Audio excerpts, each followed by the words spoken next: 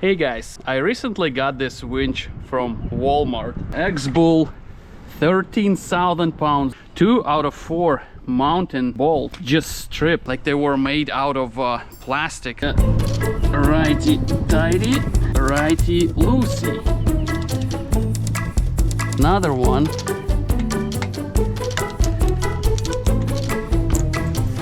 Same problem.